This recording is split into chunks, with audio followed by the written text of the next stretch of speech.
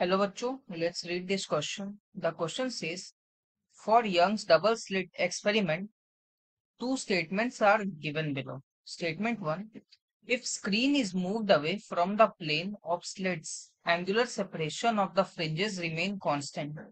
Statement 2, if the monochromatic source is replaced by another monochromatic source of larger wavelength, the angular separation of fringes decreases. In light of the above statements, choose the correct answer from the options given below. Option A, statement 1 is false, but statement 2 is true. Option B, statement 1 and 2 are true. Option C, both statement 1 and 2 are false. And option D, statement 1 is true, but 2 is false. तो इस question में हमारा की concept हो जाएगा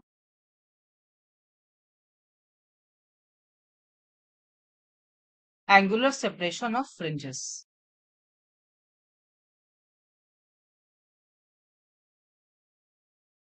So, according to YDSE, angular separation of fringes हम इसको theta से लिखते हैं एंड थीटा इक्वल होती है लैम्डा अपॉन डी.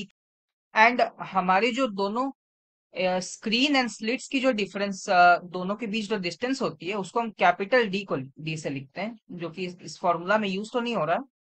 ये distance between slit and screen हो जाएगा. सो अगर हम डी को इंक्रीज करेंगे तो एंगुलर सेपरेशन पे कोई फर्क नहीं पड़ेगा इसका, क्योंकि ये डिपेंड नहीं कर रही है. सो स्टेटमेंट 1 तो सही है, ट्रू है. अब आते हैं स्टेटमेंट 2 पे. सो अगर हम मोनोक्रोमैटिक सोर्स की वेवलेंथ को चेंज करते हैं और इसको अगर हम इंक्रीज करते हैं, तो इसको अगर हम इंक्रीज कर रहे हैं तो हमारा जो एंगुलर सेपरेशन है थीटा, ये भी इंक्रीज करेगा. बट यहाँ क्वेश्चन में स्टेटमेंट में दिया हुआ है कि ये डिक्रीज करेगा. सो ये तो गलत है, ये फॉल्स हो जाएगा. Therefore option D, statement 1 is true and statement 2 is false, ये करेक्ट आंसर हो जाएगा.